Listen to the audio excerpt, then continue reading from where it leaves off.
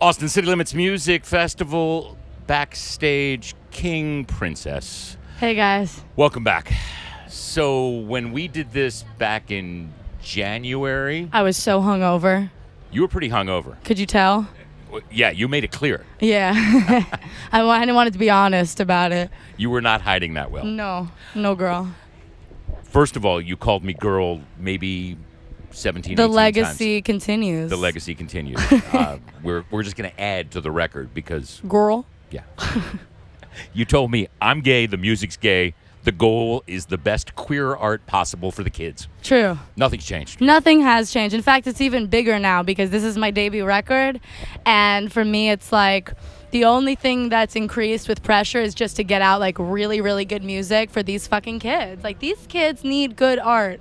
You know, I feel like you'll look out at the festival today. I'll look out over my crowd and there'll be a mixture of like all different types of people, but especially like gay kids at the front from Texas who want to hear some good stuff. There's going to be still people who have no idea what this is. I know, and I love that because nothing is more fun to me than getting there and playing a show in front of people who have no idea who I am. That's so much fun because you straight up get to like introduce yourself the best way possible and put all of your art forward.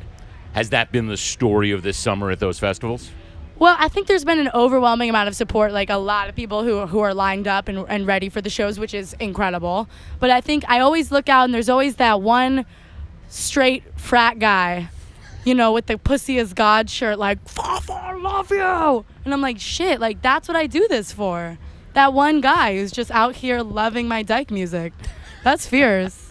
At some point, and we talked about this back in January, at some point, this has to transcend that, and it Yes. will. Has that happened quicker than you even thought?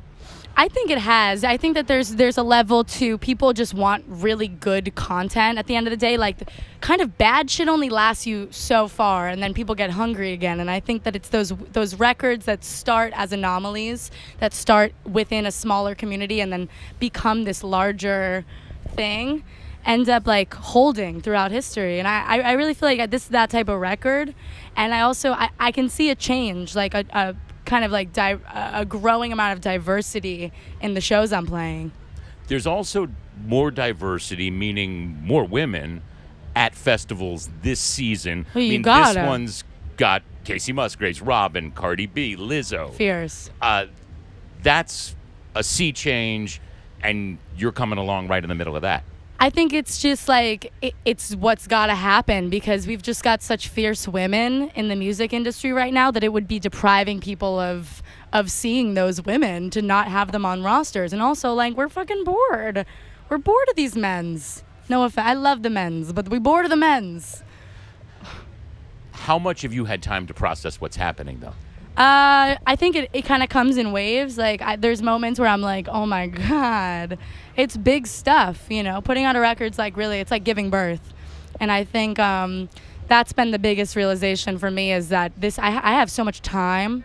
I have so much time to get better and just do my thing. And that this is like the beginning of a long road of releasing music. How much better are you than you were last time in Texas in January? Like 1,000% better. I think that since last What's time, better? My musicality, my show, my comfortability on stage, and I think the actual tunes are just way better. And now people know those tunes because at that time there was a handful of singles out there. Yeah.